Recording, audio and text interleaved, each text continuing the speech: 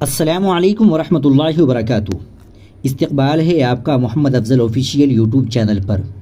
ناظرین کرام، آج ہم بات کرنے والے ہیں دارالعلوم دیوبند کے فتوے کی، جو مولانا سلمان ندوی صاحب سے متعلق ہے۔ وہ فتویٰ کیا ہے، تمام لوگوں کو سننا چاہیے اور تمام لوگوں تک پہنچنا ضروری ہے۔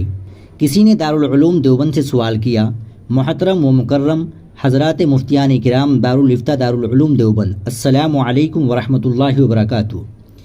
چند ہفتے پہلے صحابہ کرام رضی اللہ عنہم اجمعین کی شان میں تنقیص و تنقید کرنے والے کے بارے میں دارالافتاء دارالعلوم دیوبند سے ایک مفصل و محقق و مدلل فتویٰ جاری ہوا تھا، جس کو الحمدللہ علمی حلقے میں خوب پڑھا گیا اور حضرات صحابہ کرام کی عدالت کا عقیدہ اور ان پر تنقید کرنے والے کا شرعی حکم مکمل دلائل کے ساتھ اہل علم کے سامنے آ گیا۔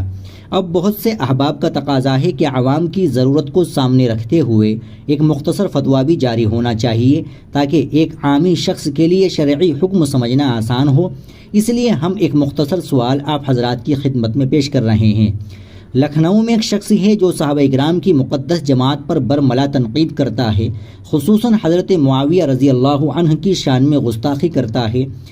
اس نے حضرت معاویہ رضی اللہ عنہ کو عاصی، طاغی، باغی، مجرم، سیادت کا دیوانہ، جو شخص بھی صحابہ کرام کے بارے میں برملا تبرہ کرتا ہے، اس کے بارے میں مندرجہ ذیل سوالات کے جواب مطلوب ہے۔ نمبر 1، ایسے شخص کے بارے میں شریعت اسلامیہ کیا کہتی ہے؟ اگر ایسا شخص گمراہ ہے تو اس کی گمراہی کس نوعیت کی ہے؟ نمبر 2، اس شخص کے انتظام و نگرانی میں اگر کوئی مدرسہ چلتا ہو تو اس میں اپنے بچوں اور بچیوں کو دینی تعلیم کے لیے بھیجنا درست ہے یا نہیں؟ نمبر 3، ایسے شخص کے ساتھ مسلمانوں کو کیا رویہ اختیار کرنا چاہیے؟ اس کی تقریروں، مجلسوں اور دروس میں شرکت جائز ہے یا نہیں؟ نمبر 4، ایسے شخص کی امامت کا کیا حکم ہے؟ جواب دیا گیا، بسم اللہ الرحمن الرحیم، حامدا و مصلیا و مسلما، الجواب وباللہ التوفیق۔ اہل سنت والجماعت کا متفقہ عقیدہ ہے کہ تمام صحابہ کرام بلا استثناء عادل و ثقہ اور تنقید سے بالاتر ہے۔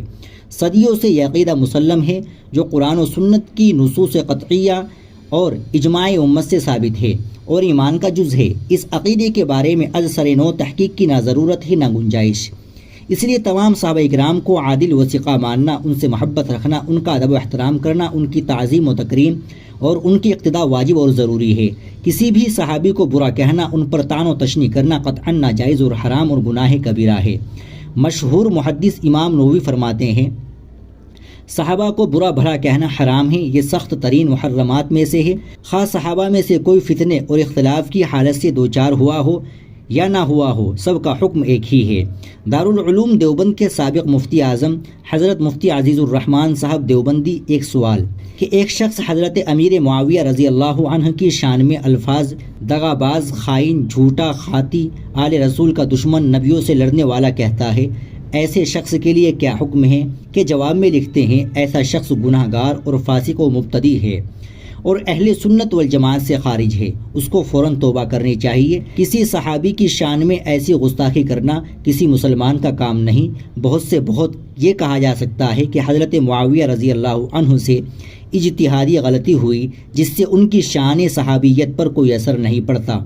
فقیہ الامت حضرت مفتی محمود حسن گنگوہی لکھتے ہیں کہ جن مقدس ہستیوں کو رسول اکرم صلی اللہ علیہ وسلم نے امین قرار دیا، آج ان کے متعلق یہ بحث کرنا کہ ان سے گناہ صادر ہوئے تھے اور انہوں نے فلاں فلاں گناہ کیے ہیں، در حقیقت ان کی امانت و ذمہ داری کو مجروح کر کے ان سے بے اعتمادی پیدا کرنا ہے۔ اس کی زد حضرت رسول مقبول صلی اللہ علیہ وسلم پر جا کر پڑتی ہے کہ معاذ اللہ آپ صلی اللہ علیہ وسلم نے نااہلوں پر اعتماد فرمایا اور اتنی بڑی امانت کی ذمہ داری ان کے سر ڈالی جس کے وہ اہل نہیں تھے، اور اس کا نتیجہ یہ ہوگا کہ سارا دین مخدوش و ناقابل اعتماد ہو جائے گا۔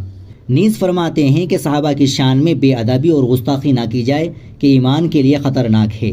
بس صورت مسئولہ میں اگر کوئی شخص کسی بھی صحابی کی شان میں گستاخی کرتا ہے اور ان کو برا بھلا کہتا ہے تو وہ گمراہ اور فاسق ہے اور دوسروں کی بھی ضلالت کا سبب ہے اور اہل سنت والجماعت سے خارج ہے اور اس کا ایمان خطرے میں ہے۔ جو شخص صحابہ اکرام کی مقدس جماعت کے بارے میں ایسا غلط نظریہ رکھتا ہو، اس کے انتظام و نگرانی میں چلنے والے مدرسے میں اپنے بچوں اور بچیوں کو دینی تعلیم کے لیے بھیجنا جائز نہیں ہے۔ اس میں ان کے عقائد خراب ہونے کا اندیشہ ہے۔ علم دین حاصل کروانے کے لیے ایسے اداروں کا انتخاب کرنا چاہیے جن کے منتظمین اور اساتذہ علم و عمل کے اعتبار سے نیک اور متقی ہو، خصوصاً ان کے عقائد و نظریات جمہور اہل سنت والجماعت کے مطابق ہو۔ مسلمانوں کے لیے ایسے شخص کو مقتدی ماننا، اس کو کسی دینی منصب پر فائز کرنا، اس کی تقریر سننا، تحریر پڑھنا اور دروس میں شریک ہونا نہ صرف یہ کہ ناجائز ہے بلکہ ایمان کے لیے سخت خطرناک اور نقصان دہ ہے۔ مسلمانوں کو ایسے شخص اور اس کے متبعین سے برات کا اظہار کرنا چاہیے۔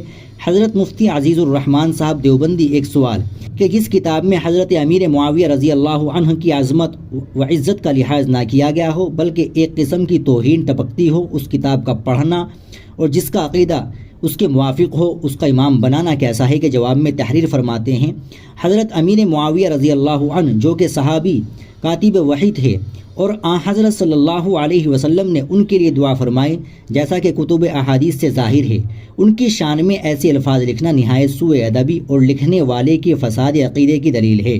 بس ایسی کتاب کا دیکھنا اور اس پر عقیدہ رکھنا درست نہیں ہے، اور جس کا ایسا عقیدہ ہو وہ لائق امام بنانے کے نہیں اور اس کے پیچھے نماز نہ پڑھے اور اس کو معزول کر دے، ایسا شخص فسق اعتقادی میں مبتلا ہے۔ اور فقہائے کرام نے فسق اعتقادی اور فسق عمالی میں مبتلا شخص کی امامت کو مکروہ تحریمی قرار دیا، لہذا مذکورہ شخص کی اقتداء میں نماز پڑھنا مکروہ تحریمی ہے۔ مسلمانوں کو ایسے شخص کے پیچھے نماز نہیں پڑھنی چاہیے۔ فقط واللہ عالم بالصواب۔ ناظرین کرام، یہ تھا دارالعلوم دیوبند کا فتویٰ۔ آپ اس فتوے کے متعلق کیا کہیں گے کمنٹ باکس میں ضرور بتائیے۔ ویڈیو کو لائک اور شیئر ضرور کر دیں تاکہ یہ فتویٰ تمام لوگوں تک پہنچ جائے اور اس فتوے کو سن کر اور پڑھ کر تمام لوگ نصیحت حاصل کریں، اور چینل کو بھی سبسکرائب کر لیں۔ السلام علیکم ورحمۃ اللہ وبرکاتہ۔